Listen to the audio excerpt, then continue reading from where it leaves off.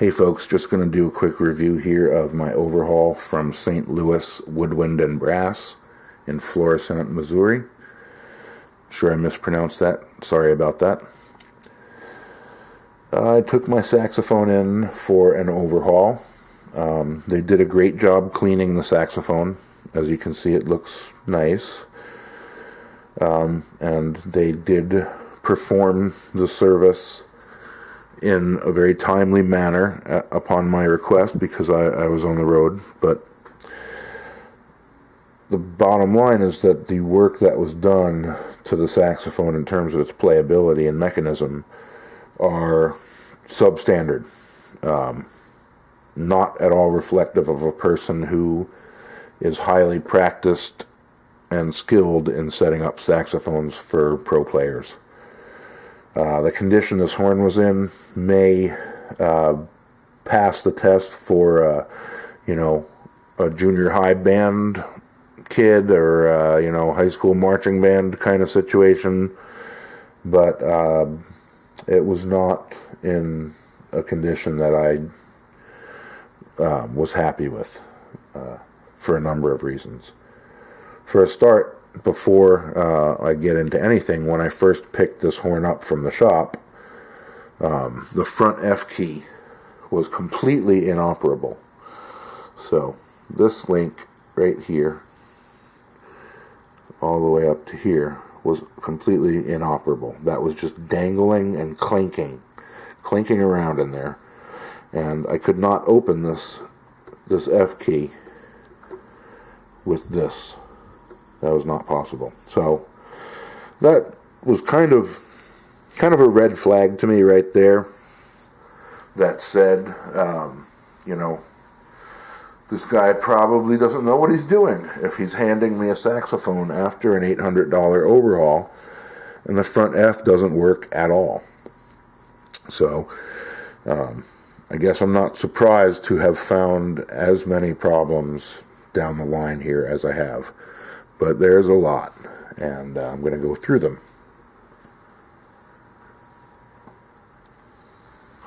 So among the first problems, other than that front F not working, when I got this thing out onto a gig and really kind of put it to the test and forced it to operate at its limits, some of the problems became apparent.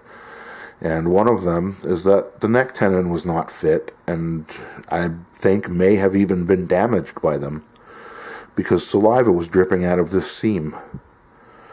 Now, saliva should never drip out of there. I've never ever had saliva drip out of there in my entire life. I've been playing this horn for a while.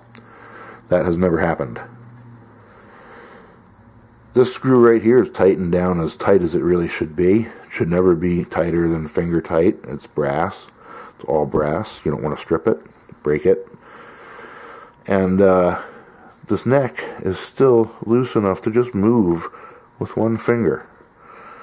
That is too loose. This neck tenon was obviously not worked on. When I get a horn back from an $800 overhaul, I want the neck tenon tight. Okay, there's no cork grease in there. That's just sliding around because it was not properly adjusted by a technician who either didn't care or didn't know what he was doing. Next problem, octave key. The amount of wasted movement and play in this octave key to open the octave hole is unacceptable. If you look at how far I have to depress this octave key before it even engages on the neck, there should be about a ½ millimeter of play in there. You don't want it touching, but it needs to be as close to touching as you can get without it touching. This is absurd. I'm pushing this octave key down with my thumb farther than I normally have to push it for its full operating range just to get it to engage. And then when I do get it to engage and open, you look, you see that is not opening enough. That needs to be 3 to 5 millimeters at least. That might be 2. It needs to be more open than that. A tiny opening like that creates a hissy sound in the upper register, and it's just not obviously properly adjusted. The person who put this back together didn't do it right. There's just as much slop in the octave hole on the body. When you look at this mechanism right here, you see how much play there is in that before it even touches. That should be instant. There shouldn't be any clicking or double action. It's called double action. There's double action going on there. Not acceptable. So in addition to that, I asked particularly if there was going to be, key fit and swedging done to the horn, because it's something that I knew it needed. And I was told that would be part of my $800 overhaul. But it was not. So, here we go. Let's look at that front F is probably the worst. It's got all kinds of play in it. And if he had swedged that, it would be a lot better. There's play in this key as well. See, it moves up and down on the hinge rod, right? Look at all that play. Now, I know that there's a limited amount of things that a tech can do to fix this, but a very good tech can fix that. And the very good tech that I have been using in New York City has always fixed that. The person at St. Louis Woodwind Brass did not fix that. It's very obvious that person did not swedge any of these keys. Most of them are in the exact same condition they were in when I brought it into the shop. You can see, you can hear the play, you can hear it move. Right, you see that? Let's watch this key move right here.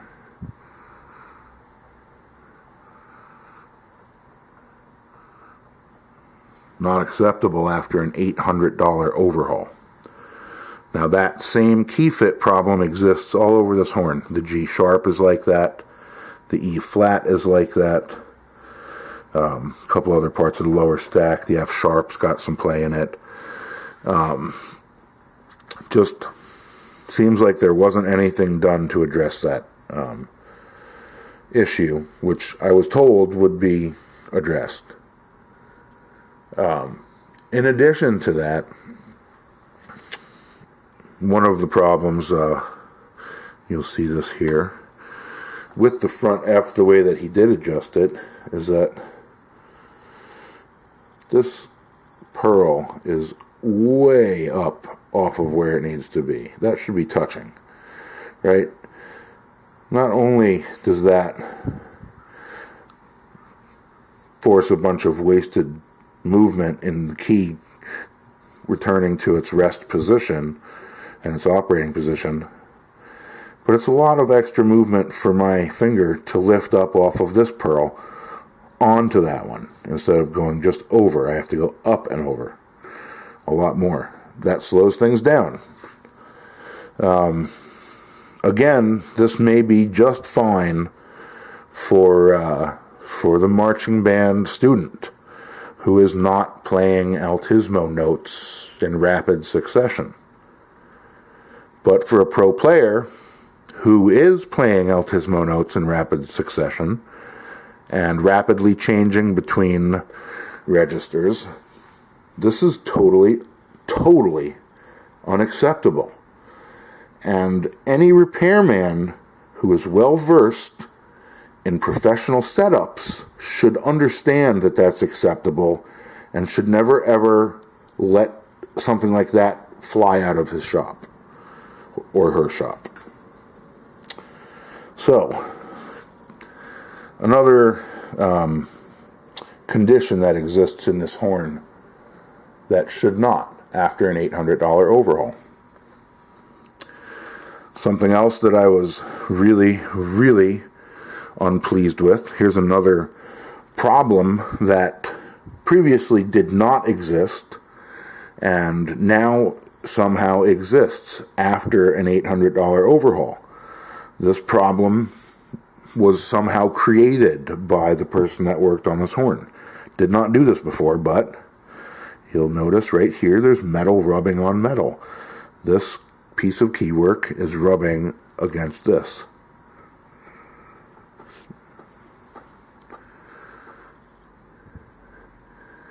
That's creating friction and noise, and is damaging this key. You know, I don't know what to say about that, but I feel like any repairman, whether you're versed in pro setups or not, should understand that rubbing metal is not an acceptable condition on a saxophone, especially after an $800 overhaul. Now, in addition to that, one of the other things is that all of the screws, all of the hinge rods in this horn were not properly tightened when I received it. Now, I know they're not supposed to be screwed in tight like your tire on your car, you know, but they do need to be seated in their correct position and snug. None of the screws were snug on this horn. I had to snug every single screw, every single hinge rod on this saxophone after an $800 overhaul. That's unacceptable. I should never go to pick up a horn after an $800 job and need to do a whole bunch of work on it myself. One of the worst parts is that this screw right here, and I've since fixed it with a jeweler's file, this screw was sharp, and it tore a little hole in my necktie the other night on a gig. Wonderful. So, in addition to that,